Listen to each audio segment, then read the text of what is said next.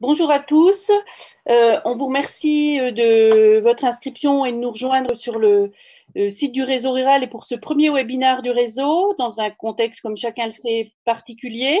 Et il nous semblait d'une part important de pouvoir maintenir le lien, se connecter et rester en relation avec vous pendant cette période qui, même si on va en sortir progressivement, ce ne sera que progressif. Et puis, c'est des rendez-vous qu'on envisage d'installer parce qu'il nous semble que les territoires ruraux sont directement et particulièrement, pas plus ou pas moins, mais impactés avec des particularités aussi par cette crise du Covid.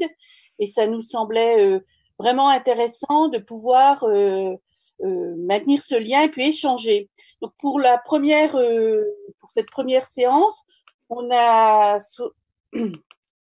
on a souhaité, je ne sais pas si vous voyez, donc notre partage d'écran, faire un tour de piste des initiatives parce que la période, malgré ses nombreux inconvénients, a l'intérêt de voir que les territoires ruraux ont été très résilients, ont mis en place des actions de solidarité, beaucoup d'initiatives.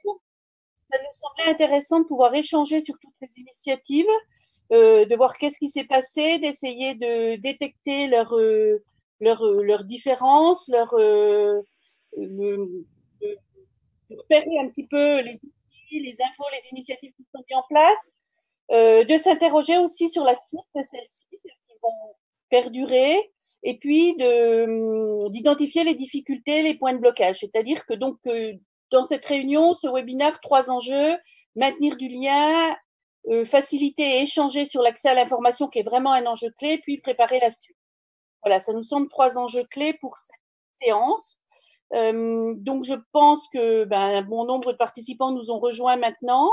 Et donc, je vous souhaite la bienvenue à tous.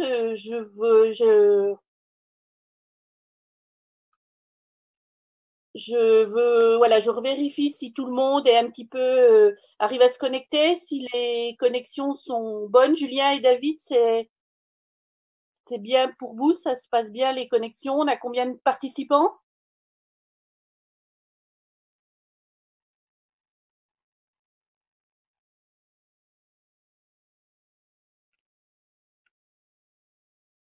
D'accord, donc 46, ok. 85. Donc nous sommes 85 à être connectés et à nous avoir rejoints, ce qui est une tout à fait bonne participation. Voilà. Avant de débuter et de passer aux différentes interventions, donc on aura 4 interventions différentes au cours de ce webinaire. Morgane Luraski du Carrefour des innovations sociales qui nous présentera une initiative à l'échelle nationale. Clémentine Laurent de la région Grand Est qui nous présentera ce qui a été mis en place dans cette région qui a été très impactée par la situation. Et puis, mais en fin de séance, parce qu'il y a 2 webinaires qui se tiennent en parallèle, il y avait un webinaire aussi des réseaux européens. David Land de l'ENRD nous présentera la page des réseaux européens. Et moi, je ferai également une intervention pour reprendre un petit peu ce qui aura été dit sur les différents types d'initiatives et puis ce qu'on peut en tirer. On aura aussi au cours de ce webinaire un temps d'atelier. Donc, on partira dans des sous-salles Zoom et pour du coup échanger plus facilement parce qu'à 80-90 participants, c'est pas évident. Donc là, on sera en relation directe. Les échanges seront plus directs. En attendant, donc je disais avant de laisser passer la parole à Morgane et à Clémentine dans un premier temps, je fais un petit tour des questions qu'on avait déjà reçues avant la réunion et puis qui permettent de partager un petit peu les échanges. Donc, Caroline Macle nous dit: je souhaite connaître des initiatives sur d'autres territoires qui pourraient être exemplaires pour Montgal. La coopération leader peut-elle permettre d'assurer une suite à certaines opérations? Alors, effectivement, bien sûr, on va revoir un peu. Je pense que c'est intéressant que chacun ait en tête ce qui s'est fait comme type courant d'initiative, mais c'est bien aussi qu'on essaie de détecter des pratiques particulièrement innovantes, intéressantes.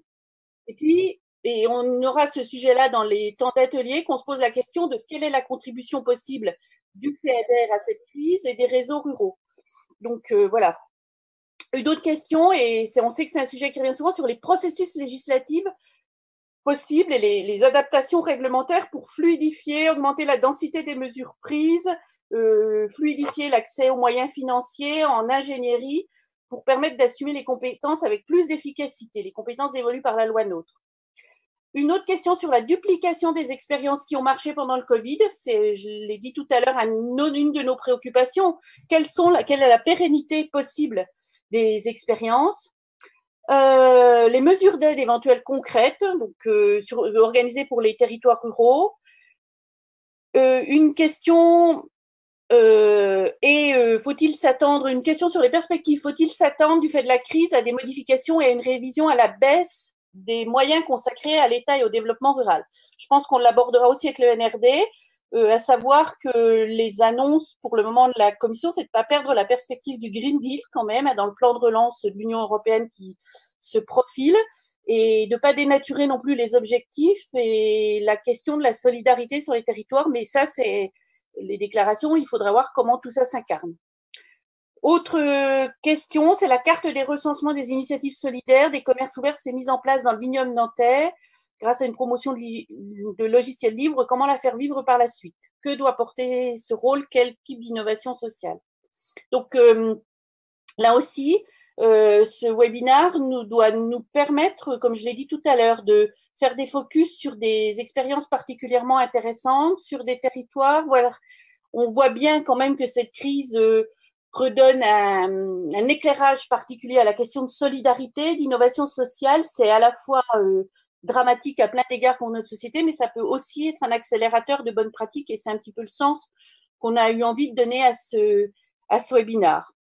Voilà, donc ça, c'était juste une mise en bouche un petit peu des attentes, des questions qui se posent et je trouve que c'est assez évocateur, nous, de ce qu'on entend, des échanges qu'on peut avoir avec différents porteurs de projets et des relations, enfin des questionnements, des types de questionnements qui se posent et qui nous paraissent intéressants à cette occasion. Voilà, donc je propose à ce stade de pouvoir laisser la parole à Morgane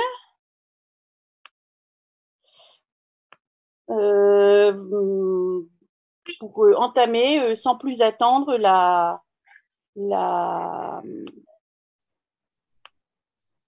Attendez, je mets le bon écran, excusez-moi, sans plus attendre la conversation et votre intervention. Donc, Morgane Uraski de Carrefour des Innovations Sociales, je vous laisse la parole. Merci beaucoup. Bonjour à tous. Yannick Blanc, qui est président je dis ça à Patricia, qui est président du Carrefour des Innovations Sociales, nous rejoindra un petit peu plus tard. Et puisqu'il a validé tous les projets, il y aura un peu plus d'informations sur vraiment les projets phares qui ont été menés comme initiative face au Covid-19. Donc, le Carrefour des Innovations Sociales, je vais vous faire un petit partage d'écran pour montrer le site. Patricia, est-ce que vous pouvez enlever votre partage d'écran pour que je puisse se mettre le mien? Oui. Merci. Mais j'essaie, mais...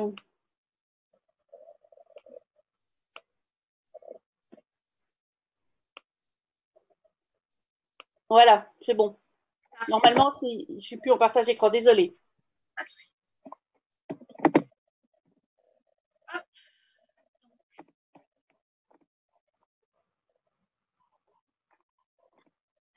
Vous voyez tous mon partage d'écran? Oui. Bon, ok. Donc, le Carrefour des Innovations Sociales, c'est un projet qui est piloté par plusieurs partenaires, dont la Fonda, la Vise, la Fondation France s'engage, Crédit Coopératif et beaucoup d'autres. Ce projet, en fait, à la base, c'était de créer une plateforme pour mutualiser toutes les connaissances et toutes les initiatives d'innovation sociale en France. On s'est rendu compte en fait que beaucoup de structures qui sont experts de l'innovation sociale, il y a énormément de sites internet, et que pour trouver l'information, c'est assez complexe. Donc, on voulait tout mutualiser dans un seul site. Donc, le Carrefour des innovations sociales est né et nous avons créé cette plateforme qui est un moteur de recherche avec une cartographie qui charge. Voilà. Alors, C'est incroyable ça.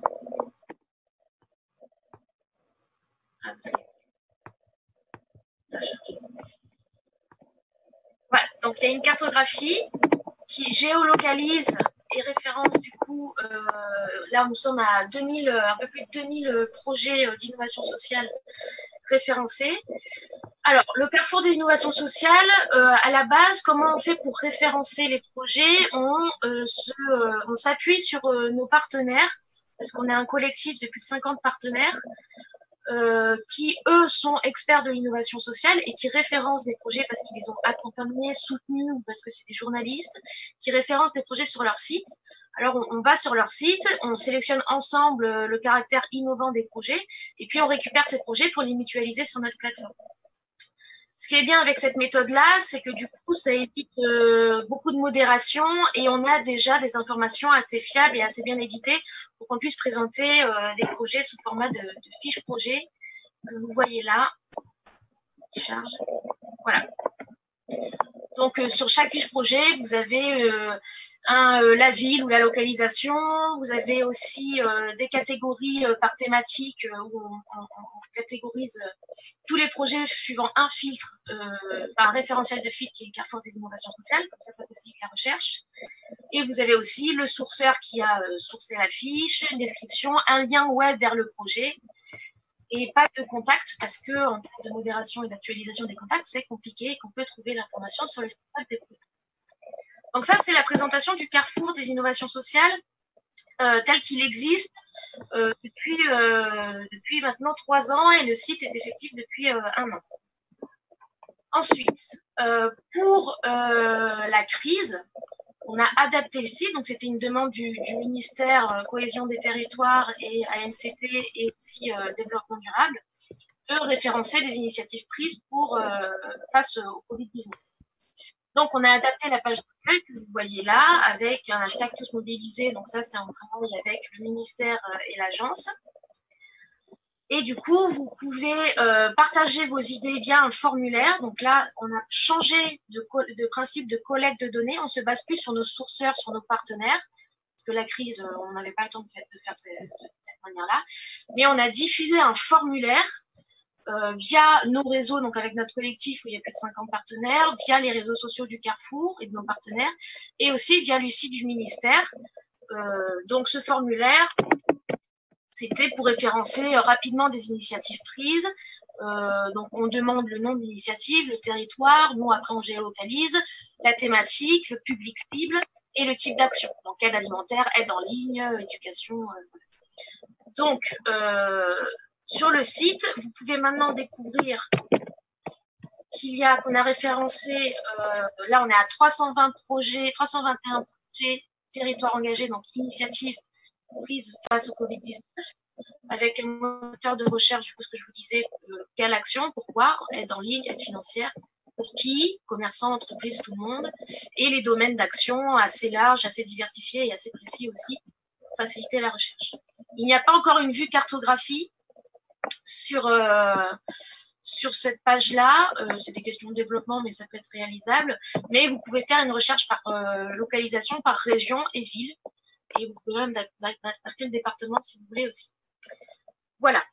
Le résultat, du coup, de ces référencements par formulaire, qui a plutôt bien fonctionné, il y a... Hop, je vais vous montrer un petit tableau que j'ai fait. Donc, via ce formulaire, il a été lancé le 30 mars. Il y avait en moyenne 25 à 30 initiatives référencées par jour, donc, via ce formulaire-là. On avait un processus de validation aussi. Il y avait très peu de projets qui n'étaient pas validés, manque de description, ou alors c'était des publicitaires, voilà. Mais ça a plutôt bien fonctionné. En sachant aussi que on a eu beaucoup de contributions en fait de l'extérieur, donc via les réseaux sociaux, des associations ou des collectivités ont référencé leurs initiatives via le formulaire, mais on a aussi quand même eu beaucoup de projets, enfin de contributions via le formulaire grâce à l'équipe interne ANCT et ministère qu'on a créée justement pour référencer rapidement ces initiatives-là. Voilà. Donc, ce qu'on peut voir, c'est qu'au niveau des porteurs des initiatives face au Covid-19, dans ce que nous avons référencé, il y a une majorité d'associations et de communes qui ont porté les initiatives. Vous voyez les chiffres là, en brut et en relatif. Donc 25% d'associations, 25% de communes. Après, les autres, c'est régions ou grandes collectivités, métropoles, groupements de communes. Entreprise ESS, il y a peu de contributions parce que nous l'avons rajouté bien plus tard. Au début, on avait laissé juste association et on a rajouté entreprise ESS plus tard. Donc, je pense que si on l'avait mis dès le départ, ça aurait pu avoir un plus grand nombre de porteurs entreprises ESS. Ensuite, on peut voir par région aussi, donc Île-de-France, c'est la majorité des initiatives qui ont été référencées. Île-de-France, c'est beaucoup des associations qui ont référencé des initiatives. D'autres régions, Nouvelle-Aquitaine, Occitanie, Grand Est, c'est souvent des collectivités et communes qui ont référencé des initiatives prises face au Covid. Voilà, donc après, bon, c'est toujours le même problème. Île-de-France, on a le même souci sur le Carrefour. Quand on voit la distribution du nombre de projets par région, on a énormément en Île-de-France. Il y a sans doute nos sourceurs qui sont basés surtout en Île-de-France, donc on essaye de diversifier et d'aller chercher des sourceurs en territoire, par exemple des CRES ou des France Active ou Alter Incube, par exemple, qui est très Occitanie. Donc on essaye de diversifier pour les sourceurs et on pense du coup utiliser pourquoi pas ce formulaire aussi pour aider à aller chercher des projets dans les territoires qu'on connaît peu justement et qu'on veut valoriser. Sinon, en type d'action qui ont été référencés. Donc, les types d'actions, on avait proposé des choix multiples. Donc, c'était aide en ligne, aide matérielle, information du public, aide financière, entraide entre voisins ou autres. Donc, la majorité, c'était de l'aide en ligne. Ensuite, aide matérielle. Ce qui est intéressant, c'est que aide matérielle, c'est très corrélé à, là, plus tard, les thématiques, donc alimentation et accès aux soins à la santé. C'était tout ce qui était masques, gants, alimentation, c'était les AMAP qui se mettaient en réseau pour rendre accessible l'alimentaire pour les plus démunis ou les personnes fragiles, qui mettaient en place aussi de la mobilité. Et le public, du coup, pour le public, donc la majorité c'est tout le monde, en sachant qu'il y avait choix multiples, donc on pouvait sélectionner quand même plusieurs choses. Et tout de suite après, personnes isolées, vulnérables. Donc c'est vrai qu'on a vu beaucoup de projets qui étaient en lien avec les seniors ou les malades, ou voilà, même dans les EHPAD, où les acteurs de territoire se mobilisaient justement pour aller aider à apporter de l'aide alimentaire ou des masques pour les soignants et aider à la mobilité aussi de tout ça. Et voilà. Après, nous avons là, si vous voulez, l'évolution des initiatives référencées dans le temps. Voilà, il n'y a pas assez d'initiatives pour avoir un vrai diagnostic, enfin, une vraie analyse derrière, mais on peut voir que, par exemple, aide matérielle, et c'était très fort dès le départ, et puis l'aide en ligne a dépassé l'aide matérielle au niveau de mi-avril. Voilà, avec information publique qui est restée plus ou moins petite. Et l'aide financière assez basse. Voilà ce que je pouvais vous dire sur le carrefour des innovations sociales et les initiatives territoires engagés donc, face au Covid-19. Donc, normalement, j'ai le président du Carrefour des innovations sociales qui a validé les projets, parce que moi, je m'occupais de récupérer les résultats, de les qualifier dans une base de données avant de les intégrer sur le Carrefour. Et monsieur Yannick Blanc faisait beaucoup de validations, donc il a pu lire tous les projets, ce que je n'ai pas forcément pu faire à chaque fois.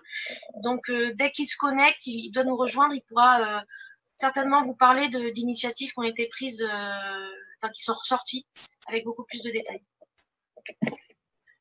Voilà pour moi. S'il y a des questions, je suis là. Alors, je reprends la parole. Merci beaucoup. Merci Morgane. Merci pour cette présentation de ce qu'est la banque, le Carrefour des innovations sociales. Et vous avez bien compris que ce n'est pas une initiative spéciale Covid, qu'elle existait avant, qu'elle existera après, et que c'est donc intéressant pour la suite aussi. Vous avez là, je crois, en partage d'écran un certain nombre de questions. Alors, je précise que toutes les présentations, tous les PowerPoints seront diffusés à tout le monde, à l'ensemble des participants. Hein, donc, il n'y a pas de souci là-dessus. Quelqu'un, par rapport à la question sur le connaître des initiatives des autres territoires, on va en citer quelques-unes donc là, mais on va aussi vous donner, on vous communiquera ensuite un lien, enfin un tableau Excel de liens avec un certain nombre de plateformes qu'on a repérées, nous, et qui, du coup, peuvent être utilisées par différents niveaux. Je reviendrai là-dessus par la suite. Donc, oui, vous aurez des liens et accès à des plateformes d'initiatives qui peuvent vous éclairer. Sur les… Peut-être avant de passer à la suite des questions et puis pour ne pas rentrer plus dans le débat, je propose de passer la parole à Clémentine, pardon. Et je veux aussi préciser, parce qu'on a des questions sur est-ce qu'on peut participer oralement directement. Ça sera dans le temps des ateliers où on sera sur un Zoom plus classique et où là, les participants pourront poser des questions et participer directement. Pour le moment, on a une étape où c'est uniquement de la participation par chat. Donc, nous, on a vos questions et on les relaie pour le débat. Mais il y aura bien ce temps d'expression partagé pour tous. Voilà. Clémentine, je vous propose de prendre la parole. Oui, bonjour à tous. Je vais faire un partage d'écran pour vous diffuser le PowerPoint de diffusion. Si Morgane, vous pouviez enlever votre partage, comme ça je peux faire le mien. Alors Morgane ou David, parce que là, ce que je crois qu'on voit en partage d'écran, c'est les questions. Ah non, oui, c'est moi, je regardais les questions. Ah, pardon. Comment je fais pour…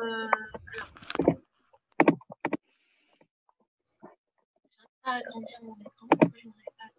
mon écran? Comment je fais ça? Je n'arrive pas à agrandir mon écran.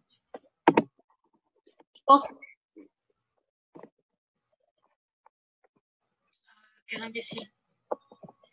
Il faut que vous naviguiez sur votre écran et à un moment donné, normalement, supprimer le partage d'écran se réapparaît. Ah ouais, mais j'ai mon écran en miniature qui ne veut pas se remettre. Hop, hop.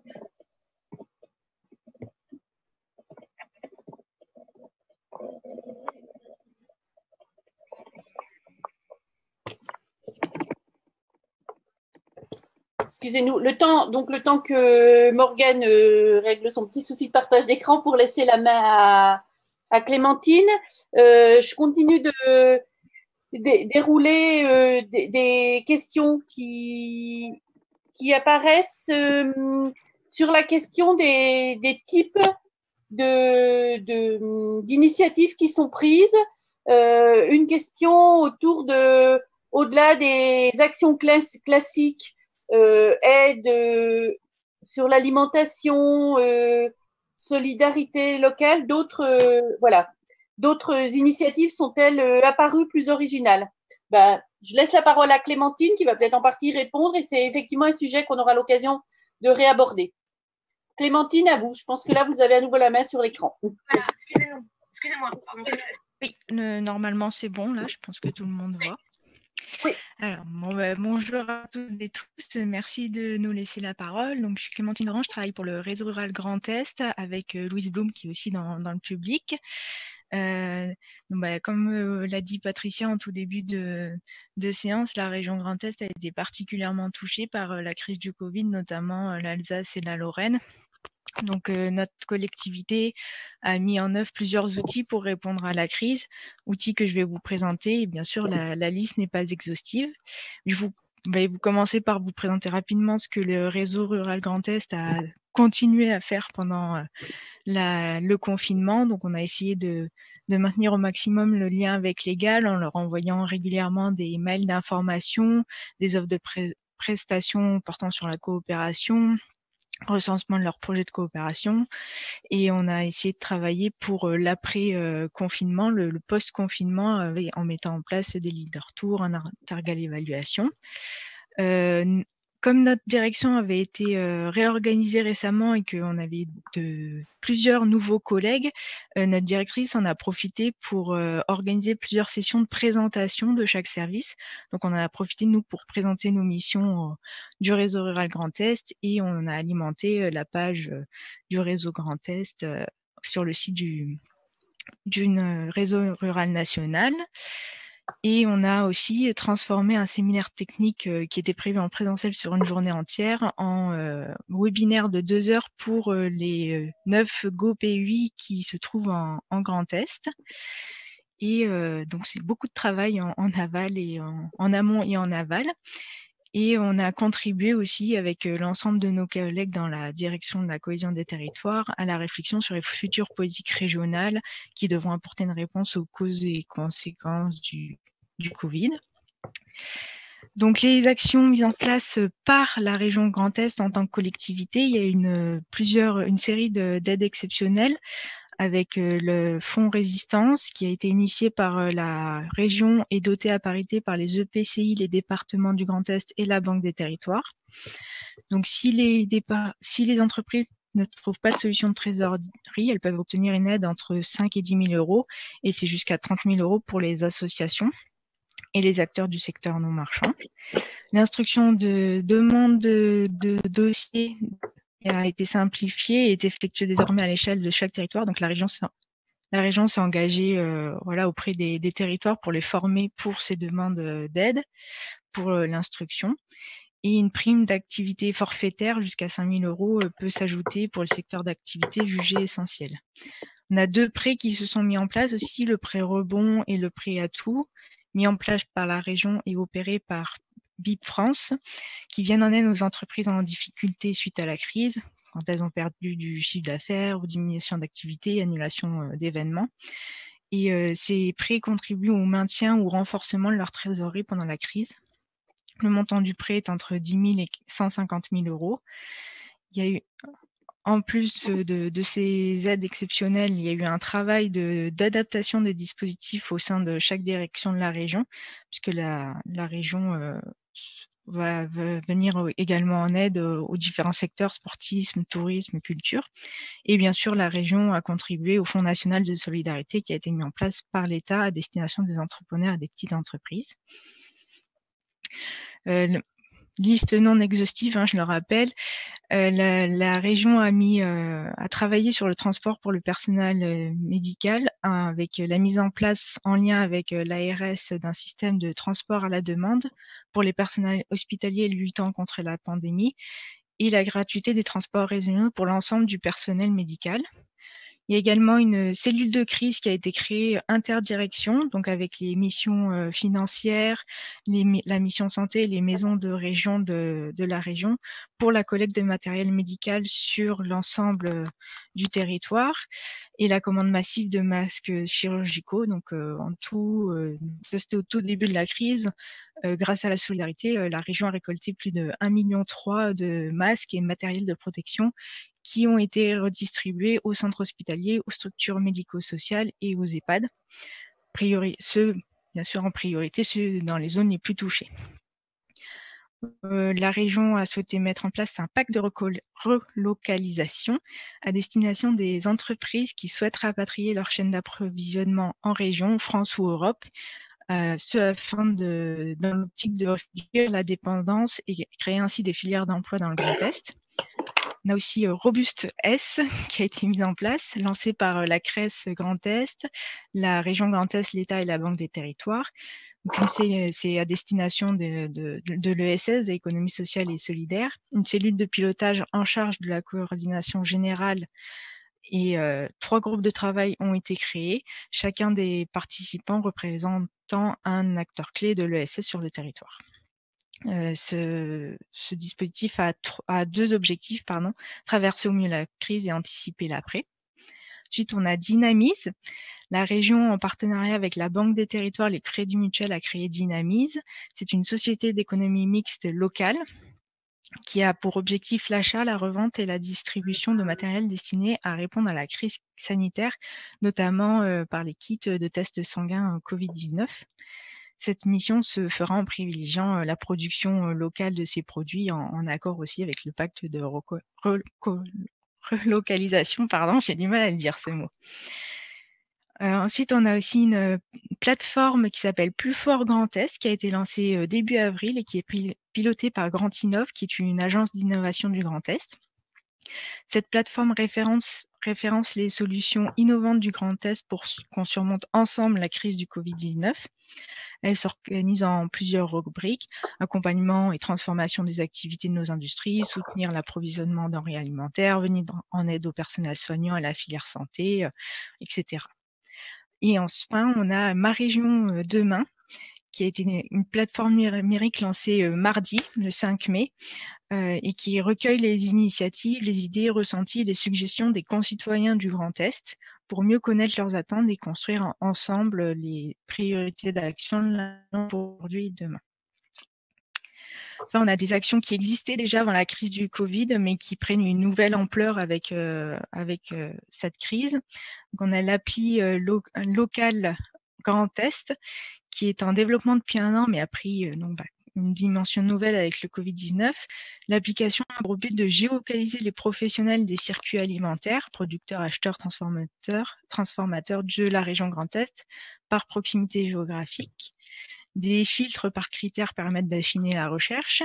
L'application permet d'apporter de la visibilité aux producteurs, de présenter leurs produits, de valoriser les productions sous signe officiel de qualité, de décrire leurs activités, leurs horaires d'ouverture, de proposer de la livraison et d'identifier leur circuit de distribution et de commercialisation.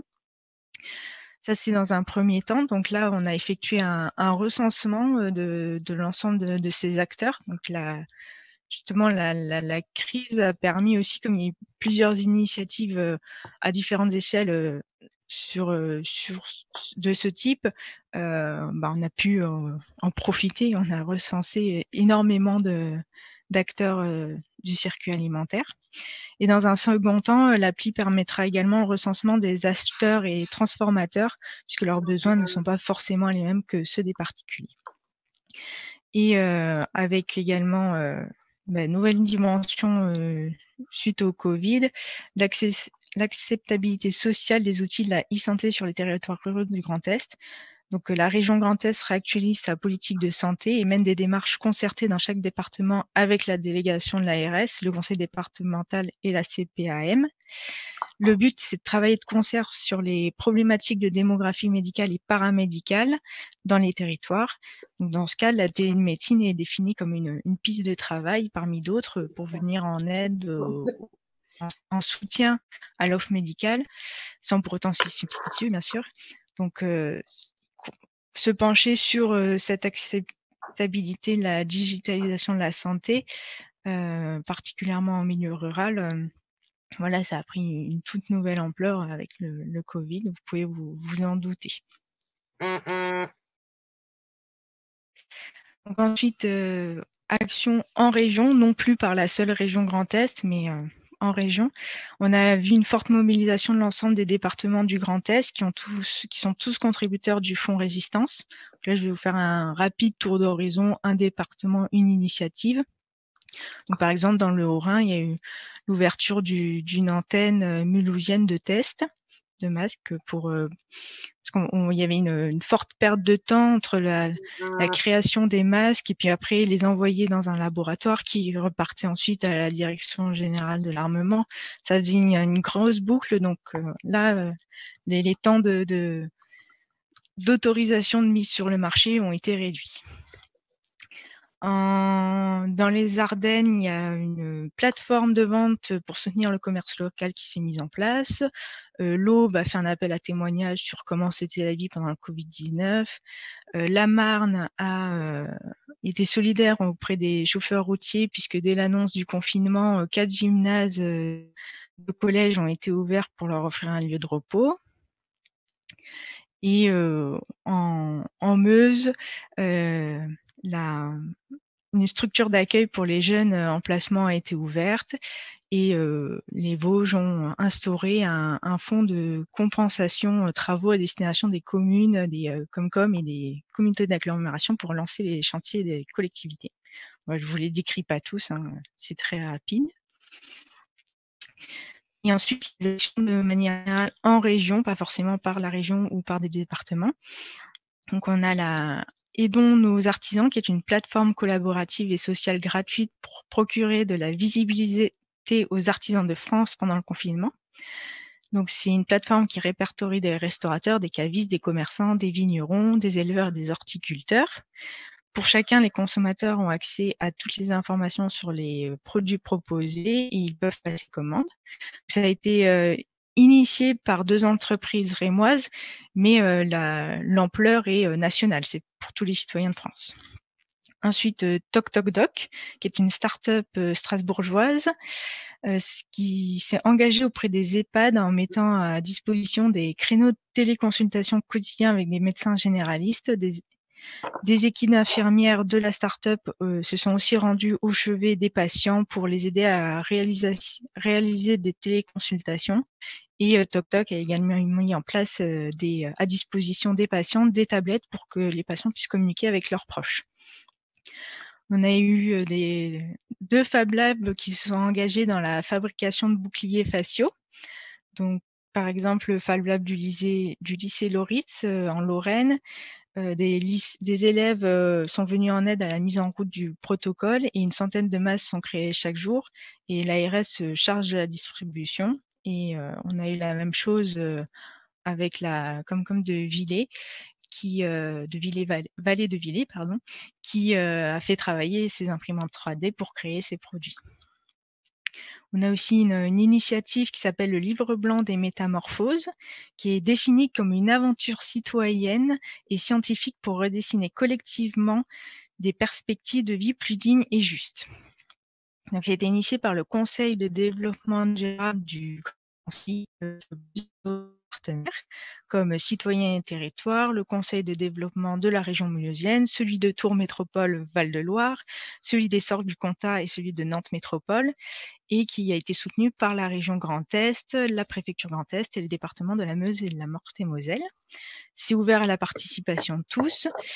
Et il y a plusieurs thématiques comme les territoires vécus, la liberté, l'agriculture, la démocratie, la santé, l'environnement, l'économie et le travail. Voilà, c'est un carto débat que vous pouvez retrouver sur Internet. Et enfin, malgré la crise, le Césaire Grand Est et ses partenaires ont souhaité maintenir le lancement du prix régional des solidarités rurales parce qu'ils ont estimé que cette nouvelle édition avait un rôle majeur à jouer dans l'exercice collectif de solidarité auprès des acteurs de territoire. Exercice de solidarité qui se développe, on l'a vu depuis plusieurs semaines, tant au niveau régional que national. Le prix régional des solidarités rurales récompense les initiatives concourant au dynamisme des territoires ruraux et au maintien ou à l'amélioration des conditions de vie des habitants en milieu rural. Peuvent y participer les associations, les groupements, les entreprises, les collectivités et leurs établissements. Le prix est organisé par le Césaire avec l'appui de la Ligue de l'enseignement et financé par la région Grand Est à hauteur de 25 000 €.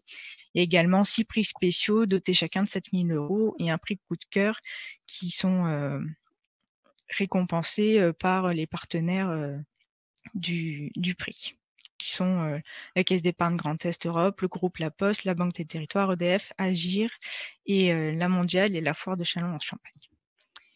Voilà, merci de votre attention. Merci beaucoup Clémentine, pardon. Là, je pense qu'on a du coup un panel assez large de ce qui a été fait. Alors, on a choisi une région, ce qui ne veut pas du tout dire que les autres régions n'ont rien fait. Je pense que toutes les régions ont eu beaucoup d'initiatives similaires. Et d'ailleurs, sur le site de Régions de France, il y a un recensement et des liens avec les mises en place de tout ce qui ont été fait. Enfin, force est de constater que les régions ont quand même été un acteur majeur sont un acteur majeur dans la gestion de la crise et important et ont été à l'initiative de beaucoup de choses dans les domaines. Et en fait, on va y revenir, mais chaque niveau de collectivité, niveau territorial agit, et ça, une des questions que ça pose aussi, c'est la question de l'articulation entre les niveaux. Donc, toujours, je reviens aux questions avant de faire moi-même une petite intervention. Une question qui revient sur la question de la flexibilité des stratégies de chacun et l'adaptation possible de leaders dans ces programmes-là. On y reviendra aussi. Je cite juste pour le moment la question. Je ne sais pas s'il y a des questions directes sur l'intervention de Clémentine ou de Morgane. Pour le moment, on n'en a pas en relais, mais peut-être que ça va venir. Anne Algret du Pays Nivernais demande s'il y a des expériences aussi de territoires qui construisent des plans de relance locales. Donc, peut-être aussi, j'énumère un petit peu toutes ces questions dont on pourra discuter plus en direct dans la partie atelier, mais c'est un sujet intéressant aussi parce qu'après le temps des solidarités d'urgence et de l'adaptation au confinement va venir dans un deuxième temps l'adaptation au déconfinement qui est bien aussi compliquée, on le voit, mais aussi la question des plans de relance, peut-être plus dans l'été, à la fin de l'été. Et là aussi se posera la question des niveaux et des articulations entre les plans de relance. Voilà. Pour poursuivre notre discussion et aller un peu plus loin sur notre réflexion avant de passer à un temps d'atelier, je vous propose de revenir à… C'est moi cette fois qui partage l'écran. Attendez, non, c'est pas ça que je voulais partager. Excusez-moi, une minute.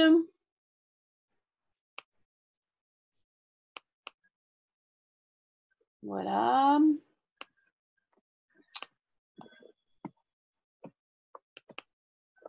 Voilà. Donc après les deux interventions de Morgane et de Clémentine, moi je vous proposais de revenir un petit peu sur la question en fait des thématiques qu'on ait un peu en tête.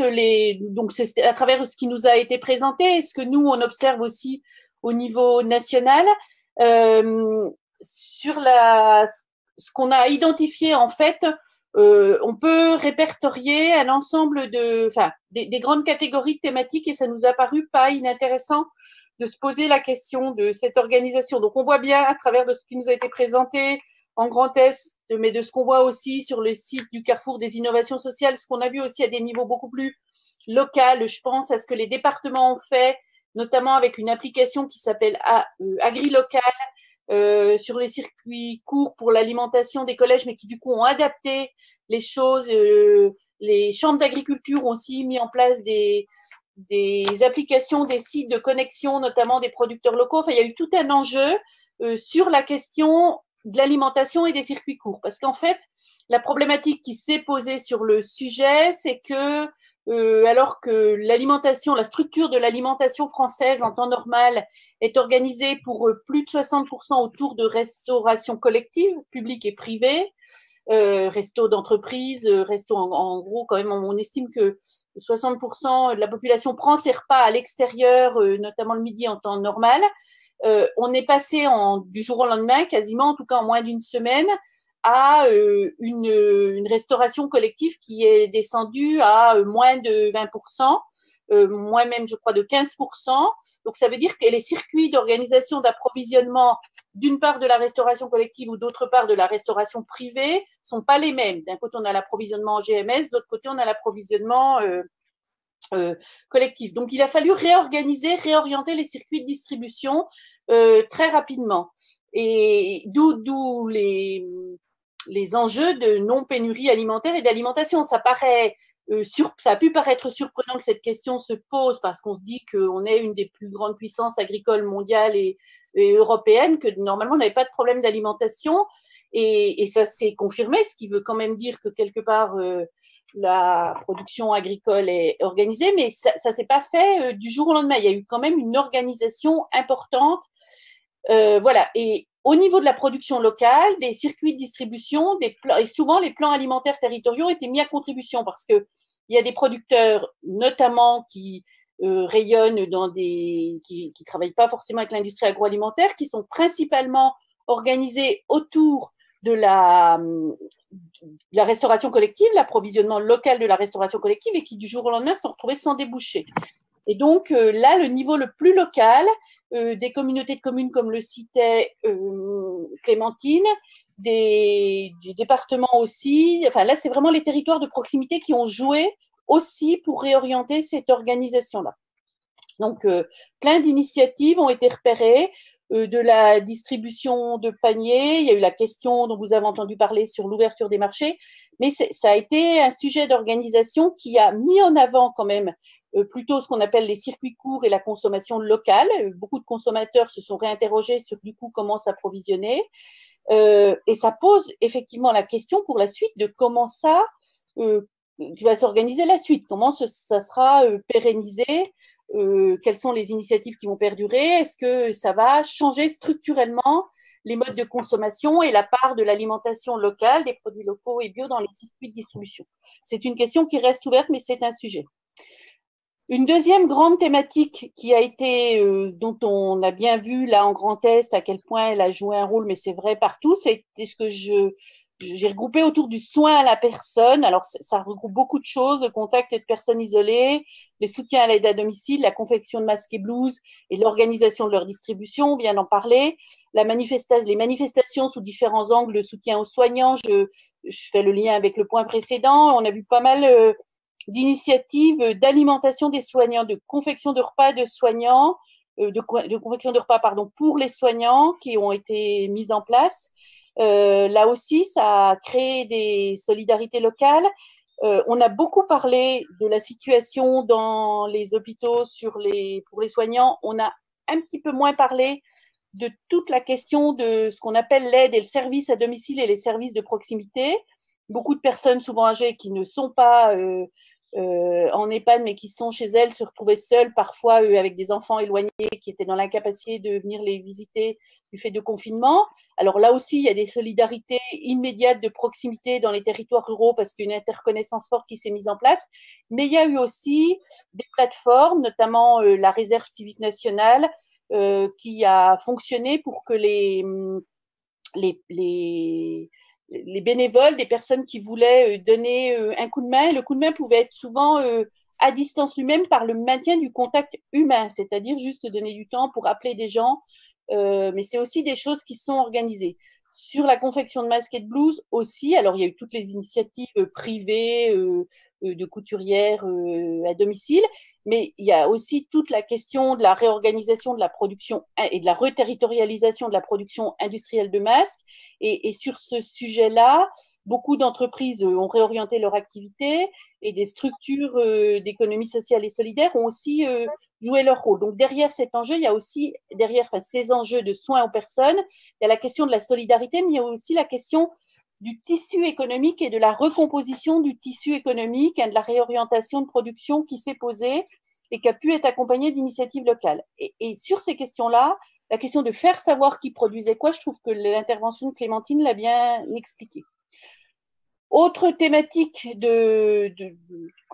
autre initiative qu'on peut regrouper, c'est tout ce qui a été mis en place autour des enfants sur les questions de mise en place de garde, de comment on réorganise les gardes, sur la question aussi de l'aide aux devoirs. Donc là, il y a eu aussi des initiatives locales. On voit que sur toutes ces actions, le tissu associatif local a joué un rôle souvent assez important. Je parle pas que autour des soins, enfin de la prise en compte des services pour les enfants, mais aussi sur le soin en personne, l'alimentation. Et ça a pu créer des nouvelles relations, des nouvelles connexions entre le monde associatif et aussi le monde économique et des entreprises sur le territoire. Ça recompose, en tout cas, je ne sais pas pour combien de temps, mais un petit peu les relations entre les uns et les autres, et ce n'est pas forcément inintéressant. À noter quand même que sur la question autour des enfants, donc il y a eu des choses mises en place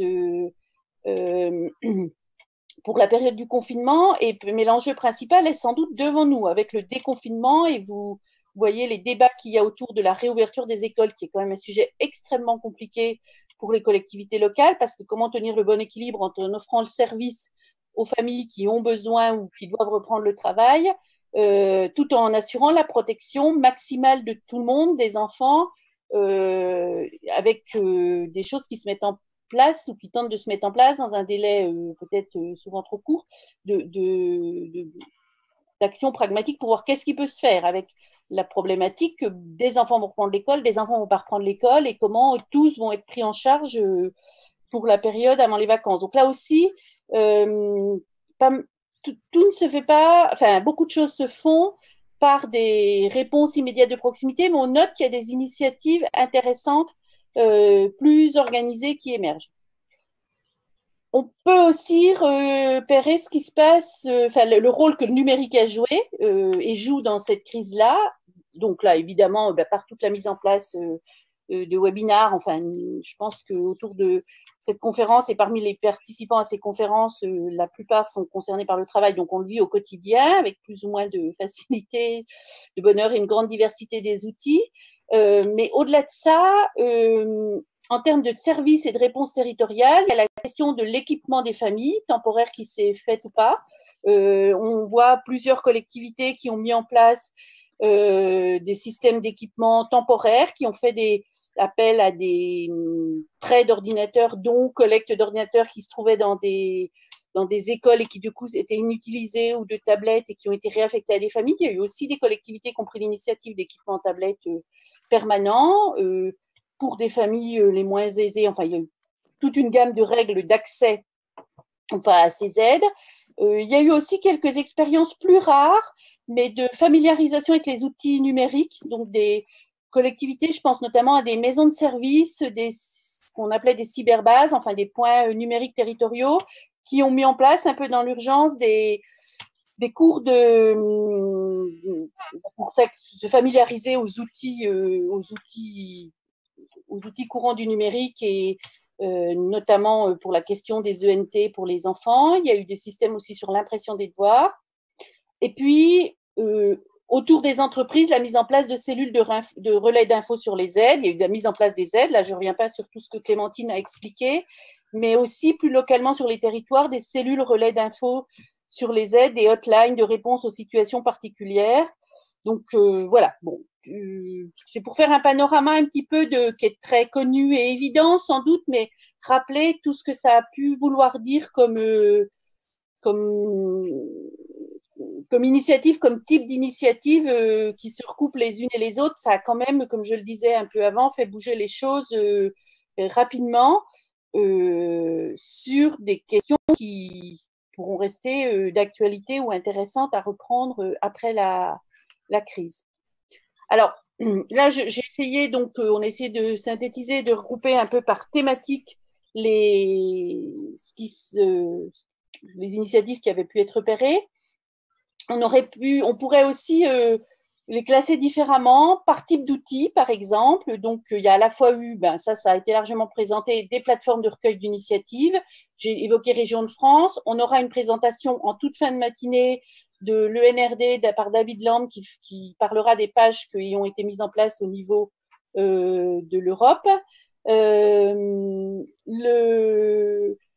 Des applications aussi, des applis smartphones. Je pense à une appli qui concerne beaucoup le niveau territorial, le Panneau Pocket, mais aussi des applis justement pour trouver son producteur local près de chez soi, des applis pour trouver pareil, le masque près de chez soi. Enfin, il y a différentes initiatives. Donc, on voit qu'il y a eu une multiplication des outils, des développements d'outils, et qu'il y a une question autour de l'enjeu de l'accès à l'information qui est quand même importante.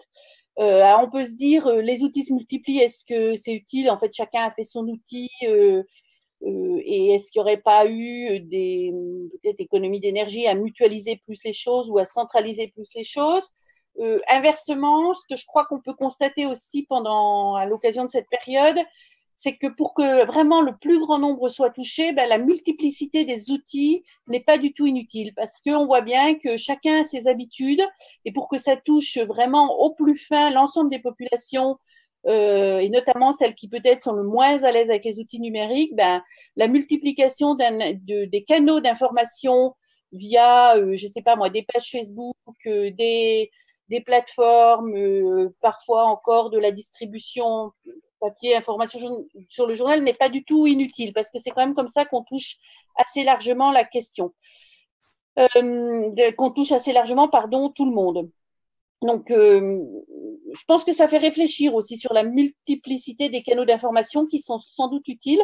Par contre, il y a la question du sourcing qui est, elle, à retravailler, c'est-à-dire comment faire en sorte que, oui, on a plein d'outils et de vecteurs de diffusion d'informations, mais comment on ne sollicite pas les acteurs qui ont des informations à mettre 15 fois. Enfin, comment on crée des hubs, en fait, par rapport à la circulation de cette information, c'est peut-être des questions à se poser. En termes d'outils aussi, on a les webinars, ben on est dedans. Je veux quand même souligner la contribution assez importante à ce genre d'exercice d'acteurs du réseau rural national et notamment dans le cadre des projets MCDR. Hein, on a le projet Tresson qui propose un webinar régulier Créa Rural sur l'accompagnement des porteurs de projets en milieu rural, la DRED sur l'installation en milieu rural, Innovan sur le sens de la coopération. À noter aussi, et je trouve ça pas inintéressant, que des organisations internationales comme l'OMS, l'OCDE ou plus nationales comme l'INSA en France organisent très régulièrement des webinars, des points d'1 heure ouverts à tous, ou qui donnent un accès à l'information clé sur la situation sanitaire, sur la situation économique, sur les enjeux économiques assez directs. En fait, hein, c'est l'information quasi produite à la source qui donne des infos. Et c'est pas du tout inintéressant, je trouve, d'avoir recours à cette info initiale. Alors, même si pour certains sites, je pense à OMS, OCDE, c'est en anglais, mais c'est quand même, je trouve que c'est bon à connaître et que ça a changé les habitudes et la relation à la distribution, à la diffusion de l'information. C'est bien aussi de s'interroger donc sur la question de tous ces outils et de regarder un petit peu ce qui s'est fait au niveau géographique, c'est ce que je disais tout à l'heure. Donc, il y a eu des outils au niveau européen ou national. Je pense aussi de l'ENRD. Je pense à un site qui s'appelle socioeco.org qui recense, qui existait déjà avant la crise, mais les initiatives de solidarité, d'économie sociale partout dans le monde. Tous ces liens vous seront communiqués, vous seront donnés, on fera un récapitulatif. Et c'est assez intéressant. Des initiatives nationales, on vient d'avoir la présentation de la Banque des territoires, j'ai parlé du site de la réserve civique, on a les pages de ce que nous on fait de l'ENRD. Le projet Access Air a aussi créé sa plateforme d'initiative en milieu rural. Enfin, c'est pareil, hein, c'est un projet qui datait d'avant la crise, mais du coup qui connaît un regain d'acuité et d'intérêt dans ce cadre-là.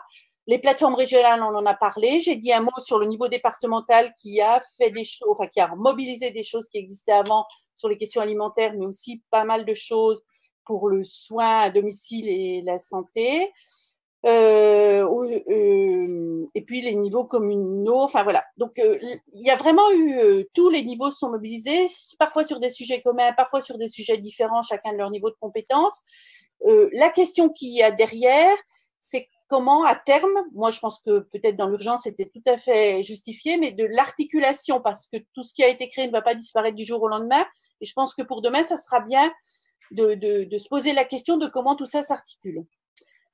À noter aussi que la période a été propice à la parution de nombreux plaidoyers, tribunes et de l'émergence de l'idée qui, tous les jours, dans différents domaines, fleurissent, avec l'émergence de l'idée le monde d'après. On voit qu'il y a une sorte de collusion entre la question actuelle de la crise et la question de la crise sanitaire, mais aussi de la crise climatique plus sur le long terme et comment ces deux crises, entre guillemets, sont finalement complémentaires, liées ou viendront en concurrence au moment de la relance. C'est quand même des sujets tout à fait d'actualité, que les tribunes, les plaidoyers expliquent, qui ne sont pas inintéressants à regarder pour prendre conscience de la suite. Voilà. Et puis enfin, je l'évoquais en tout début, c'est intéressant à l'aune de toutes ces expériences, de quand même se dire finalement quelles ont été les difficultés pour mettre en place toutes ces actions intéressantes d'intérêt général aussi rapidement. Quels sont les points de blocage, qu'est-ce que ça, pour nous en tout cas réseau rural, en quoi ça questionne les enjeux d'agilité administrative, quelles sont les dérogations, les choses qui ont été mises en place et qui ne pourront être que temporaires parce qu'elles ont des effets pervers, je ne sais pas moi, d'accès à l'information, d'accès aux aides, d'équité de traitement, enfin elles ont des effets pervers par rapport au fonctionnement cohérent de la nation et qu'est-ce qui, par contre, doit perdurer et je pense, et on voit qu'il y a plein de questions sur la question réglementaire qui se posent, quelles sont les questions les blocages dont on se rend compte que finalement on peut s'en passer. Donc, on était en pleine discussion avant la crise sur la simplification, notamment pour rapport à l'accès aux fonds européens. La Commission européenne a accédé à des dérogations. Il faudra voir aussi comment toutes ces nouveautés font un effet d'accélérateur pour des évolutions plus pérennes, mais qu'est-ce qui pourrait aussi être dangereux de trop faire perdurer. Bon, voilà, c'était un petit panorama comme ça que je pensais pas inutile de faire avant qu'on puisse partir en atelier. Je vous disais que David Lamb nous rejoindra, mais comme il est pris sur un autre webinaire, il nous rejoindra à 12h10 pour nous présenter un petit peu les pages du Covid, spécial Covid mise en place par l'ENRD. On va bientôt pouvoir rejoindre les ateliers, donc là qui vont être sur des sessions Zoom, ce qui permettra à chacun là, de s'exprimer plus en direct et de débattre. On va vous proposer une grille de questionnement que vous suivrez ou pas avec les animateurs, mais l'intérêt des ateliers, c'est de pouvoir échanger plus directement sur tout ce qu'on s'est dit là. Mais avant ça, je refais un petit tour sur les questionnements. Il me semblait que j'avais vu des nouvelles questions. J'ai évoqué le plan de relance local. Donc, la question des adaptations législatives. Ouais, alors on a des réponses sur les adaptations locales et les réflexions sur des pactes de relance locale en utilisant, mais c'est un petit peu aussi ce que Clémentine a expliqué dans sa présentation, c'est que beaucoup d'outils en fait qui existaient ou qui étaient en cours de production sont remobilisés dans le cadre de la crise. Mais au titre du pacte de la ruralité Grand Est, je lis des démarches sont expérimentées sur 11 territoires ruraux depuis 2018 dans des logiques de contractualisation avec les territoires. Et je sous-entends que ça pourrait être aussi des vecteurs pour porter le plan de relance. Quelles initiatives solidaires dans les pôles des territoriaux ruraux en lien avec leurs conseils de développement? La question de la place des conseils de développement, ça a été évoqué dans les interventions importantes. Cette crise-là est aussi l'occasion de re-questionner, réinterroger la relation entre les collectivités et la société civile. C'est un sujet tout à fait d'actualité, qui était d'actualité quand la crise nous a pris, puisqu'on était en pleine période d'élections municipales, avec des mouvements dits du municipalisme, c'est-à-dire des listes citoyennes qui s'intéressent à la vie communale. Et on voit bien qu'on est en plein questionnement dans la société sur la relation entre la société civile, les initiatives de la société civile et les initiatives institutionnelles. Et la question de cette articulation-là et de comment la crise sur les solidarités qui ont été décrites a provoqué des choses. Les collectivités sont peut-être plus intéressées à des initiatives citoyennes et inversement, il y a peut-être eu plus de rencontres de ces deux entités-là. Comment tout ça s'articule pour la suite? Ah, alors, on me dit que faudrait que je mette en grand écran. Pardon. J'aurais pu y penser avant.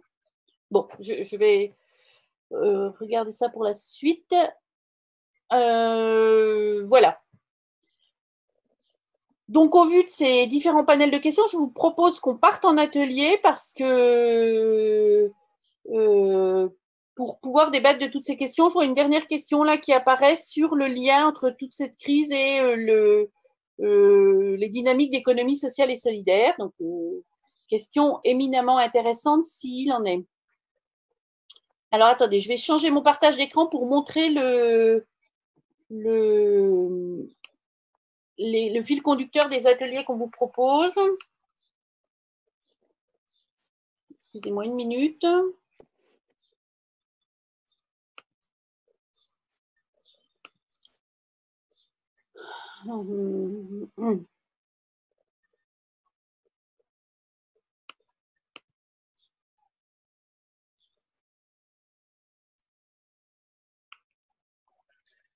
Voilà. Alors, juste avant qu'on passe dans les ateliers, une minute, là, je ne sais pas si vous voyez mieux le partage d'écran.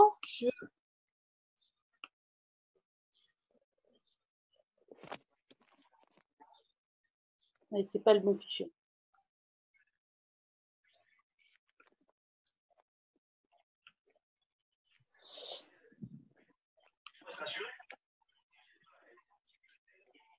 Ouais. Alors, juste avant de le demander, je passe en grand écran. J'espère que là, vous voyez mieux. Je suis désolée, je n'avais pas vu les messages. Juste une grille de présentation de la grille de questionnement qu'on vous propose d'évoquer en atelier, mais qui reprend tout ce que on vient de balayer un petit peu. Donc, de toutes les présentations qui ont été faites et nous, de ce qu'on voit qui remonte comme initiative, on a un petit peu essayé, comme je vous le disais, de regarder les types d'initiatives et les niveaux, les classifications. Sur la question du nombre d'initiatives, ça vaut peut-être le coup de se dire finalement, est-ce qu'il y en a eu trop, pas assez, mais surtout, est-ce qu'il y a eu des domaines surpaturés, est-ce qu'il y a eu des domaines qui n'ont pas du tout fait l'objet d'initiatives qui sont un peu parents pauvres, en fait, d'initiatives d'innovation dans cette crise. Et puis, la question de l'articulation entre initiatives. En tout cas, nous, ça nous intéresse au niveau du réseau rural. Et puis, on est très preneurs dans ces ateliers de voir qu'est-ce que vous attendriez du réseau. Est-ce que vous souhaitez qu'on fasse des fiches pour mettre en avant des projets exemplaires, qu'on relaie les plateformes? Enfin, dites-nous. Le réseau sert à ça. Sur la question du repérage des initiatives, des collectes de données, la même chose, quoi. Là, il y a deux registres. Il y a bien le registre des initiatives elles-mêmes et il y a le registre des sites d'information autour des initiatives, la circulation de l'information autour des initiatives, qui est un vrai enjeu. Et là, c'est intéressant de se poser la question de finalement, qu'est-ce qui fonctionne le mieux, quelles sont les conditions de lisibilité, de l'utilité, voilà, et toujours pareil, le rôle attendu du réseau. Sur les initiatives, ça vaut le coup de s'interroger. Il y a des questions là-dessus sur celles qui se basent sur des projets qui avaient des financements européens. Quel impact, quelle adaptation des fonds européens, quelles difficultés vous avez rencontrées, quel blocage identifié. J'y reviendrai, ou David Lamb y reviendra après. Il y a eu des dérogations de la Commission européenne, mais quelle durabilité elles auront? Et puis, est-ce que ça couvre tous les champs? C'est pas sûr, notamment sur l'adaptation des programmes leaders, par exemple. Pour la suite, il y a des questions qui peuvent se poser. Et puis, sur la pérennité des initiatives, la contribution aux enjeux futurs, Green Deal, future programmation, puisqu'on est en pleine renégociation de la future programmation de la PAC. La détection, comment on fait pour détecter des initiatives qui semblent durables, qui répondent à des enjeux? Qu'est-ce qui pourrait être mis en place pour repérer la durabilité de ces initiatives, mais aussi, comme je l'ai dit tout à l'heure, les blocages, les difficultés, voilà. C'est un petit peu toutes ces questions-là qu'on vous propose de discuter pour passer en atelier. Et donc là, je pense que pour passer en atelier, alors, ce qu'on propose, c'est que ce soit il y aura 2 ateliers, pas 3, comme annoncé, et par rapport à la question de l'animation. Donc, on propose que tous les gens qui ont un nom qui commence de A à L soit dans le premier atelier, donc toutes les personnes qui ont un nom qui commence de A à L soit dans le premier atelier, et toutes les personnes qui ont un nom qui commence de M jusqu'à Z aillent dans le second atelier. Donc, clique sur le second bouton. J'espère que c'est clair pour tout le monde. J'animerai le premier atelier, comme David Armellini et moi, nous commençons tous les deux par un A. On va quand même se partager. David animera le second atelier et j'animerai le premier atelier. Voilà. Et donc, on se donne, donc on a quand même pas mal de temps pour discuter, mais les ateliers vont être assez importants. On se donne jusqu'à midi pour balayer ces discussions. Mais avant, sauf si Morgane ou Clémentine veulent rajouter quelque chose. Non, moi, juste une question que j'ai vue, que je me remettre dessus, c'était concernant effectivement l'articulation, mais vous en avez parlé, Patricia. J'ai vu une question sur quelqu'un qui était de la NCT, articulé avec Petite Ville de demain. Donc oui, effectivement, c'est évidemment très important avant même parce que le Carrefour est aussi de la NCT. Et piloté, moi je suis agent de la NCT et qui pilote également le Carrefour des innovations sociales. Donc effectivement, ce qui nous a permis avec Territoire Engagé, c'est de nous mettre en lien beaucoup plus fréquent et de proximité avec les autres services de la NCT. Donc oui, avant de penser forcément à une articulation avec d'autres acteurs extérieurs, il faudrait forcément passer par Petite Ville de demain, politique de la ville, de ruralité aussi. Et ça rejoint aussi la question de ce que vous avez dit, je trouve que c'était un bon mot du hub, justement du sourcing, comment on passe tous à peu près par un même endroit pour essayer de véhiculer du coup la meilleure information et éviter les doublons dans l'information. Donc ça passe aussi également par là parce que Ruralité Petite Ville de demain ont référencé des initiatives qui seraient intéressantes même pour le Carrefour d'ajouter pour étoffer et montrer la dispersion au niveau territorial de tout ce qui existe. Voilà simplement, mais on reviendra là-dessus en atelier. Merci. Ouais, merci beaucoup Morgane, ça me donne l'occasion de dire qu'on est collègues maintenant et d'annoncer à ceux, mais je pense que beaucoup d'entre vous le savent déjà, que j'ai rejoint la NCT également au 1er mai, donc c'est très récent, ce début de semaine, sur la mission ruralité, à la place qu'occupait Juliette Bizarre, donc sur la coordination agenda rural, contrat de ruralité, mais je reste en lien avec le réseau rural. Donc merci, parce que je n'avais pas vu cette question sur la NCT. Clémentine, un mot avant qu'on parte en atelier ?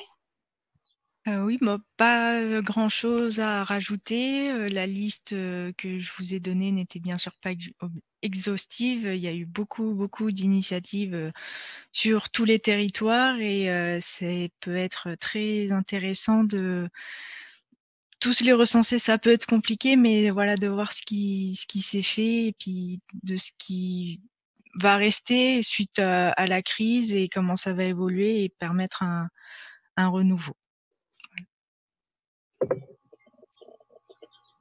Ok. Juste une petite question d'ordre technico-pratique. On a eu sur le questionnaire des demandes d'avoir les PowerPoint de chacun qui seront distribués.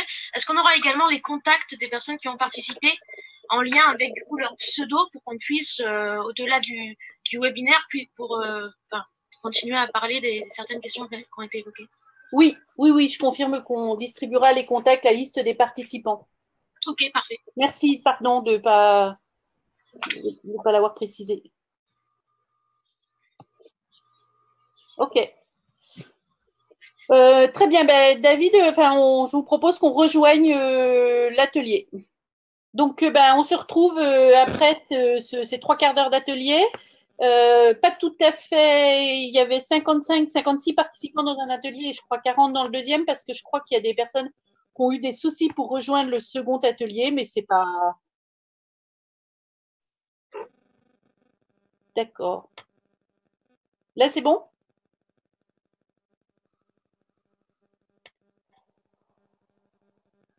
Ok, donc je crois qu'il y a eu une petite interruption. Excusez-moi. Donc voilà, donc 40 participants et 55 participants dans l'autre atelier, ce qui veut dire qu'on a perdu personne quasi par rapport à la première phase de la plénière. Je sais pas. Alors dans l'atelier où moi j'étais et que j'animais, il a été question pour en dire juste 2 mots. Quand même beaucoup tourné sur l'après, en fait, l'atelier, et sur, c'est ce qu'on demandait aussi, l'utilité des expérimentations et des initiatives prises pour la gestion de la crise et comment tout ça va pouvoir se reporter, s'installer dans la durée. Alors, à la fois sur le fond, des questions sur la connexion avec la programmation européenne, mais des questions aussi sur la présentation de l'initiative en française de la fabrique des transitions, sur laquelle le réseau rural participe et il les relaie. Beaucoup de questionnements quand même autour de Leader, parce que Leader est quand même vécu comme le programme par excellence d'accompagnement des initiatives locales et de mise en résilience, même si le mot est beaucoup utilisé, voire galvaudé aujourd'hui, mais en tout cas d'adaptation des territoires sur des initiatives d'innovation. Et alors, la grande question de l'adaptation réglementaire et de l'utilisation de la fin de programmation réglementaire sur Leader avec une vraie demande pour voir qu'est-ce qui peut être fait là-dessus et comment ça peut être transféré et un besoin sur le sujet.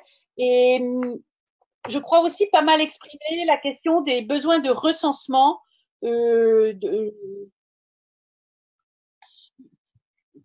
voilà. Des besoins de recensement des initiatives pour que tout ça soit partagé, ce qui n'empêche pas la diffusion et la multiplicité des canaux de diffusion de l'info, mais par contre, besoin de concertation en amont, d'articulation. Je ne veux pas être plus longue. Voilà, je ne sais pas si David Armelini peut intervenir, lui, sur le second atelier.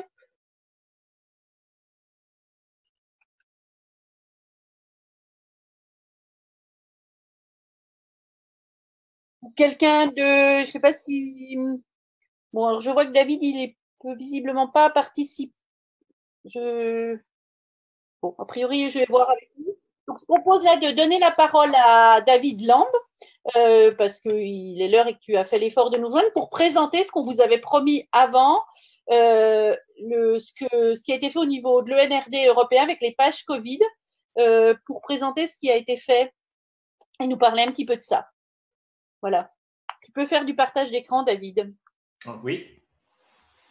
OK, alors c'est toi qui vas partager l'écran. Patricia, c'est moi. C'est toi, normalement, tu peux. OK, oui, OK. Je vais essayer tout de suite. Et voilà, je vais montrer la page. Oui, en fait, c'est une page Internet et on est en train de montrer tous les sites. Un instant, parce que ça a changé de page. Mes excuses.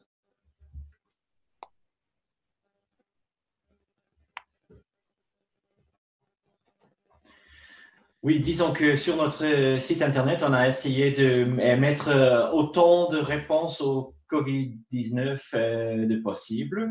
Alors, je vais essayer maintenant de partager la page. Voilà, alors, voilà sur le site Internet. Juste la page précise qui a disparu de vue parce que ça change tous les 5 secondes. Mais voilà, je vais essayer. Voilà. Alors, là, sur la page d'entrée, vous avez en anglais, bien sûr pour l'instant, parce que c'est une site actuel qui se refresh d'un temps à l'autre. Mais là, vous avez beaucoup de liens. Je vais vous essayer de vous montrer tout ce qu'il y a. Et certains cadres. Alors, tout d'abord, quand on s'adapte, les fermiers et les entreprises ruraux. Et plusieurs exemples là, les exemples européens, tout d'abord, le tout premier. Et puis, c'est le modèle qu'on a choisi. Là, après, on a certains exemples de chaque pays. Alors, à voir là, pour le secteur agricole, l'exemple de la France, qui est là-dedans. Et puis, les autres réponses, par exemple, les exemples solidaires. Alors, pour les communautés et la réponse pratique, plusieurs exemples. Et chaque jour, cette liste augmente. Vous m'entendez bien? Oui. Oui, OK. Alors, et là aussi, merci beaucoup parce qu'on a ajouté très récemment les exemples aussi de la France. Je ne sais pas si même hier, ça existait. On recherche tout le temps les autres exemples qu'on peut partager. Et bien sûr, c'est très, très important. Alors, pour les municipalités, ensemble, vous voyez bien là au fond, que je montre sur l'écran maintenant. Et aussi, on a bien de mettre toutes les réponses de la France et bien sûr des autres pays. Alors, la Slovénie, l'Espagne, il y en a plusieurs pages et l'Irlande. Alors là, on fait un ramassage de toutes les réponses afin de voir d'un aspect des PDR. Et je viens d'entendre de la part de DG Agri, de la Commission européenne, qu'ils sont en train maintenant, dans les jours qui vont suivre, d'adapter les PDR, de donner la possibilité d'adapter les PDR. Je ne sais pas si vous avez eu un témoignage là-dessus aujourd'hui, mais l'adaptation des fonds afin de faire la réponse à la COVID. Alors, c'est une proposition pour l'instant, mais il y aura dans la comité agricole, je crois, une vote là-dedans. Là-dessus. OK. Et puis, tout en bas aussi, et surtout ce qui est important et qu'on va ajouter, c'est les packages des mesures exceptionnelles pour donner le soutien au secteur agricole. Alors là, sur une page, on essaie de mettre tout et voilà, vous voyez bien tout en bas des mesures spécifiques pour le soutien des fermiers, des entreprises agricoles et les entreprises ruraux.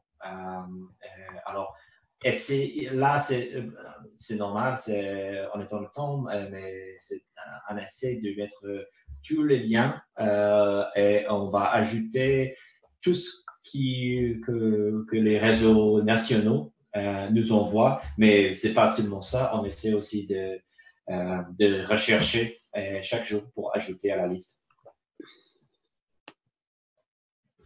Et j'imagine qu'aujourd'hui, vous avez aussi l'autre réponse parce que, par exemple, toutes les réunions européennes seront le même format que vous témoignez aujourd'hui. C'est que nous avons utilisé avec 77 personnes une réunion européenne où on parle un peu des mêmes sujets. On essaie d'aborder tout ce qui se passe dans les États membres. OK, bon, j'espère que ça va. Si vous avez des questions, je peux répondre, mais je vais arrêter de partager l'écran. Mais là, vous avez tout ce qui est là, et là sur la page d'entrée de le site internet ENRD.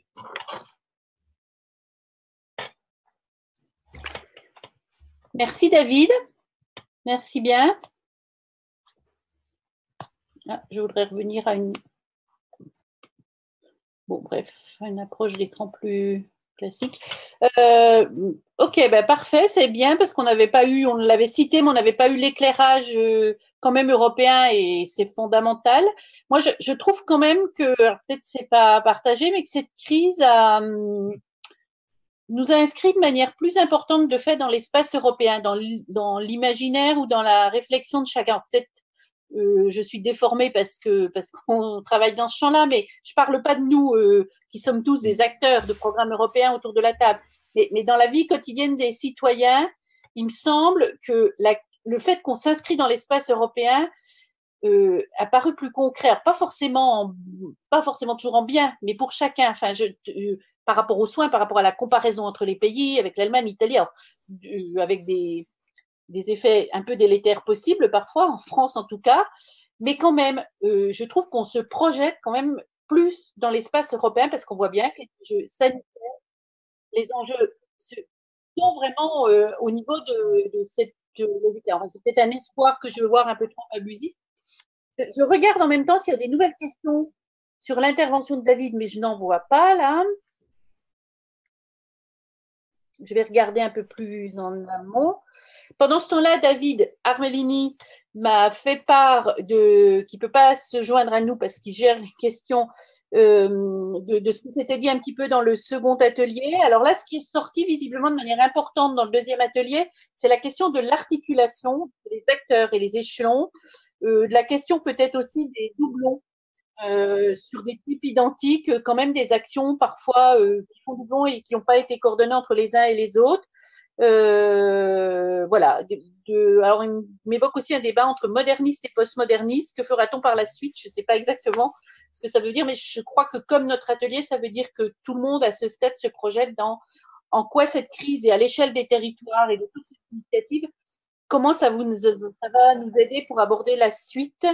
Voilà. Ce qui est ressorti aussi dans l'atelier 2, on l'a moins dit, mais c'était aussi une évidence, je crois, pour l'atelier 1, mais c'est quand même que cette crise a confirmé la pertinence de l'échelon territorial au sens bassin de vie, pôle, pays, PLUI, projet de territoire, enfin, qui se révèlent quand même comme des échelons très intéressants d'action, qui sont suffisants pour avoir une sorte d'échelle stratégique, de visibilité. On n'est pas que dans son petit coin. On peut quand même penser, y compris avec des échelles financières, et on peut penser de l'ingénierie, tout en étant quand même à portée d'habitants et que ça parle pour les habitants. Et cette crise se révèle peut-être là aussi. Dans l'atelier 2, il y a aussi eu visiblement des évocations d'initiatives. Il a été question de l'agenda 21 Gironde. Voilà. Et aussi une demande de repérer ce qui repère l'info, c'est quand même un enjeu important. Donc, il y a tel sujet. Voilà, avant qu'on se laisse, je ne sais pas si les intervenants, Morgane, Clémentine ou David Lambe, veulent redire un mot. Morgane, je crois, et je vous laisse la parole. Concernant du coup le référencement d'équipe, je sais pas trop tard. En fait, nous, notre procédé via un formulaire, on est complètement d'accord. Et en fait, on incite beaucoup de personnes à formulaire pour être directement formulaire spécial Carrefour des innovations. C'est très facilement faisable, hein, on peut rajouter des enlever, c'est très facile.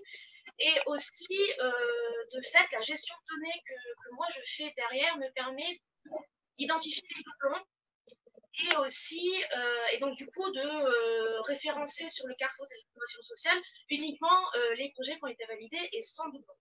Donc moi, ce que je vous propose, c'est n'hésitez surtout pas à me contacter si justement vous voulez une procédure, un processus pour référencer collectivement toutes ces initiatives-là en enlevant les doublons, sachant aussi que une fois que moi je récupère ces données, je les mets sous un format CSV ou Excel que j'utilise pour les intégrer sur le site du Carrefour des innovations sociales, mais c'est aussi un format que je partage à tous nos partenaires. Donc, ce qui permet en fait sur un format Excel que si quelqu'un est intéressé par un territoire en particulier ou par une thématique, de pouvoir filtrer et repérer uniquement les initiatives qui peuvent vous intéresser.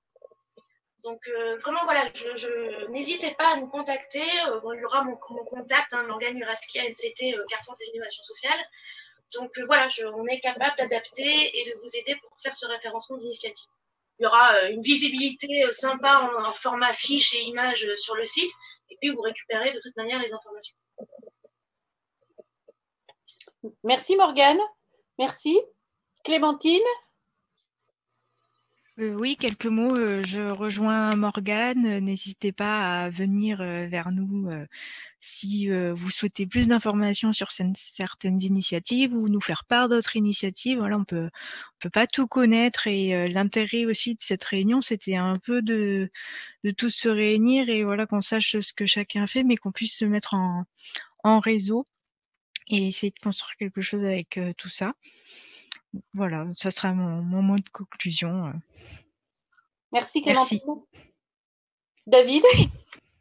Oui, justement, je n'ai pas été là pendant toute la réunion aujourd'hui, bien sûr, parce qu'il y a une autre réunion entre les pays européens. Mais une réflexion que je veux prendre de cette réunion, c'est que le format d'échanger, ça a beaucoup changé, mais on peut apprécier le dialogue entre les parties prenantes. Alors, c'est une très, très bonne chose si on a plus de dialogue comme ceci avec nos partenaires, parce que maintenant, il me semble que je parle beaucoup plus souvent aux autres pays européens et il y a l'aspect de solidarité qui est très important, de partager nos expériences et les leçons qu'on peut prendre de cette phase et d'apprécier surtout la ruralité.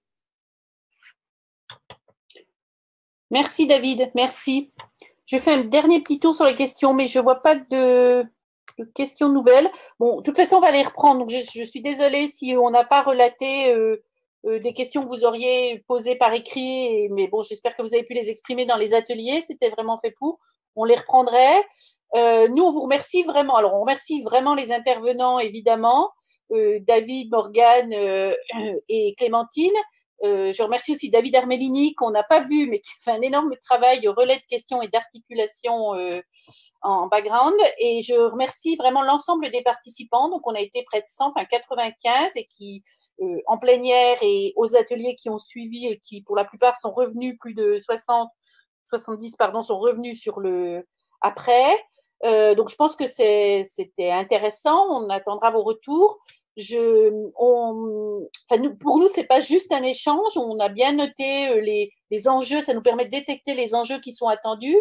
Donc, on fera, je pense, une petite fiche retour. Donc, les débats, sont filmés, enregistrés. Donc, ça peut être revisionné. C'est pour ça que la technologie, d'ailleurs, était un peu compliquée et qu'il y a eu pas les ateliers, mais la partie plénière. Mais nous, ça va nous aider, ça aidera le réseau rural à affiner son programme de travail et à proposer d'autres ateliers et puis des perspectives justement pour articuler ce qui se passe maintenant avec la future programmation, avec le Green Deal et tout ça. C'est bien dans cette perspective. Donc, on est bien, on a noté toutes les choses qui remontent comme des nécessités. Donc, un grand merci à vous. Et puis, on vous donne rendez-vous pour un prochain webinaire, donc a priori le 28 mai, puisque dans 15 jours, ça sera l'Ascension, donc c'est férié en France. qui devrait porter sur Smart Villages, sujet européen, là aussi, qui correspond aussi à la question de, moi j'aime bien traduire par village agile en France, qui n'est pas là que la question du numérique et du digital, mais aussi beaucoup d'autres initiatives. Donc, c'est ça le sujet qui est envisagé pour la prochaine programmation, puis on vous annoncera les sujets à venir. Vraiment un grand merci à tous de votre participation et puis n'hésitez pas à nous vous faire part par mail, via le réseau rural, de vos retours, commentaires. On ne demande qu'à s'améliorer. Merci beaucoup. Bon appétit à tous et puis bon 8 mai. Merci beaucoup. David, merci à vous. Je pense qu'on Merci à tous. Bonne journée. Bonne journée à tous. Merci, un grand merci. Au revoir.